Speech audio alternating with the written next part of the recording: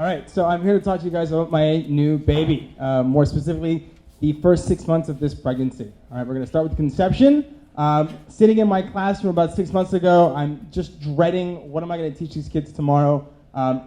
There's so much good stuff on the internet, but it's impossible to find. So I'm like, God, teachers need an iTunes. They need something that's going to find the good content. I'm like, holy shit, that's a brilliant idea.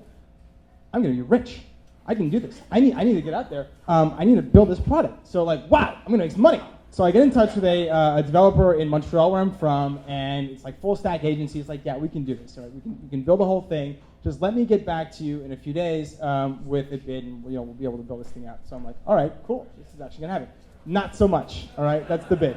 So I'm like, fuck that. I get in touch with my friends in New York City. They're all in the tech scene. And that's when I'm introduced to this like new creature, this mythical concept known to some of us as a technical co-founder. You know, that guy that's like going to leave his like rock star job for $100,000 a year at Etsy or at Guild, and it's going to build your killer website for 10% of equity. And it's just because you're so brilliant, you're going to love it. So yeah, not so much. But anyways, it's in this like quest for this technical co-founder that I sort of stumbled across Trevor Owens' Lean Startup Machine. And he's got this like image on his site, and it's like, fuck yeah, I want to be that like lean leopard. I mean, who wouldn't? So I go to the event, I pitch, we get a really cool team together. We go out like within like literally an hour, we're like on the phone with 20 teachers, and we're talking to them. We're like, idea? They're like, yeah, we love it. Would you use it? Of course. Would you pay for it? No. Okay, you wouldn't pay for it. So I'm like, well, that's a problem. This is when I realized that the lean sort of methodology is incredibly powerful. All right, I mean, it's amazing. I could have spent $250,000 building a product that has no customers. So, anyways, still the weekend, still figuring this out. We're like, teachers won't pay for this shit, whatever. Don't worry about them. The principals will. So we come up with this really cool hack. Brian's over here, helps us develop it.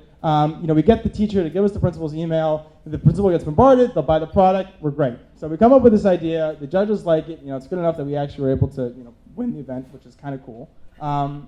So we, those that were on the team that were developers obviously had jobs. I was a teacher, but the other two members, John and Connor, were with us. We're on board. We go out and we talk to as many people as possible. And they're like, yeah, great idea, selling to schools.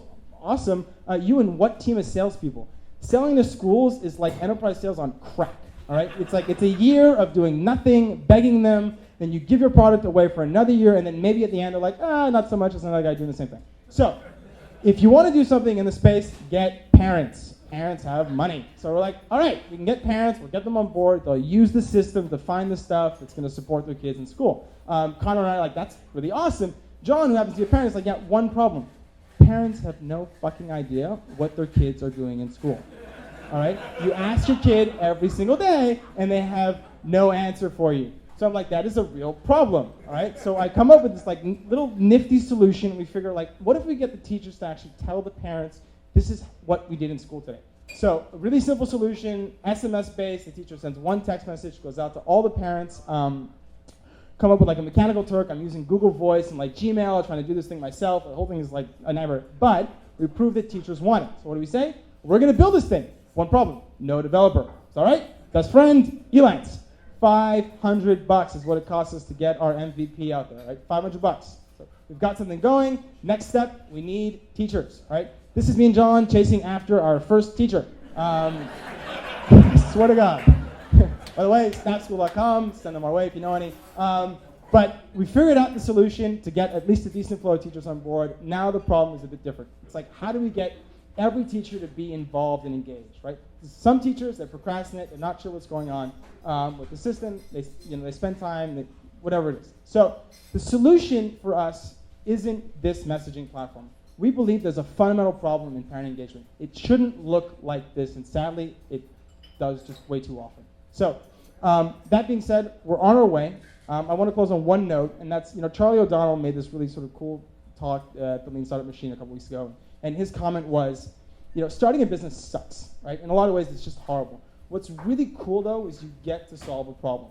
So we're trying to find a solution, and this is sort of the end result. And I don't think we're there yet, but I know for a fact that using lean methodology, we will get there. So, yeah. SnappSchool, AC Weinberg, I'm out.